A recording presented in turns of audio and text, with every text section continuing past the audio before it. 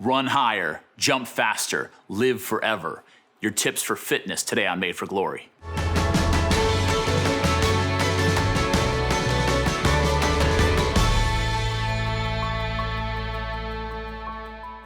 One of the biggest industries in the country, one that's being severely impacted by coronavirus, is the fitness industry. And the fitness industry takes a lot of different forms into diet, into exercise programs, gyms, CrossFit, all these different things, YouTube tutorials.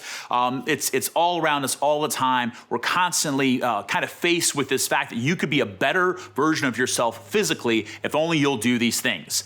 And a lot of times it's being marketed to us in ways that says you can do this in a really easy way where you don't actually have to change. You actually don't have to suffer too much, and you can still look great and have the exact ideal body shape that you want. The reality of the fitness industry, I think it's important when we talk about fitness and exercise, diet that goes into that as well, is that first and foremost, that is a very good thing. At its heart, it is a good thing. It's good to desire to be physically healthy. It's good to desire to better yourself, because we know real and authentic fitness involves sacrifices. It involves making changes in the way we act. Sometimes it involves waking up earlier, pushing our bodies beyond those comfort limits that we set up. And that is actually a very, very good thing. And it's something to be commended when people seek to better themselves in that way. But like any good thing, fitness can become a god. It can become something that we make an end in and of itself, where my whole life becomes about fitness. And my worth and my identity is tied up into how fit I am, and everything, my conversation, my money, everything is poured into that. And so recognizing that, sometimes Christians or Catholics kind of almost reject fitness or physical wellness because we would rather focus on spiritual things.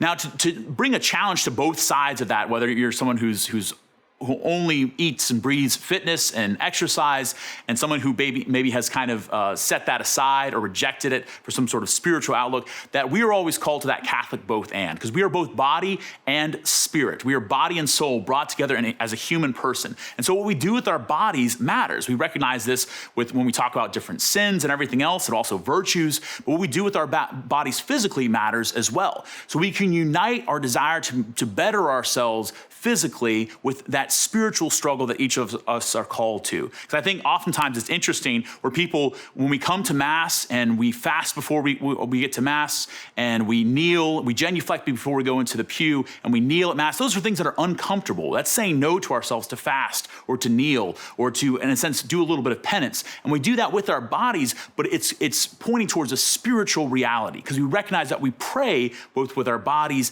and our souls. Every part of us prays. So we can bring that into the world of fitness as well, so that hopefully that wherever you are in your journey of fitness or lack of fitness, whatever shape you might be in, that God is calling you maybe to step outside of your comfort zone, maybe to take one step. Maybe it's just going for a walk. Maybe it's going for a run. Maybe it's calling up a friend and asking them to hold you accountable in that way, so that you can overcome that tendency we have towards laziness, that tendency that we have, that I have and you probably have, towards what is comfortable and to make ourselves better. And by doing that, we're cooperating with grace, hopefully seeing a nice coming together of body and soul, that the physical and the spiritual come together as God is forming us to who he created us to be, so that we can look at the great athletes in the world, we can be inspired by them, but even more so we can look at the great saints in the history of the world and be inspired by them, by their physical actions, their physical sufferings, what they did for the sake of others, but more importantly, their hearts that were united to God and they were transformed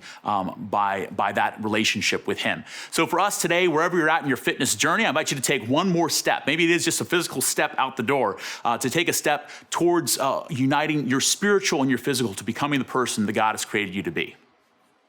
Thanks so much for watching this episode of Made for Glory. Thank you for all those who are supporting us on Patreon. We're so grateful to you. Also, as well, for all those who are leaving comments and questions below, that helps us to continue this conversation about what it means to be a Catholic in these very challenging times. God bless.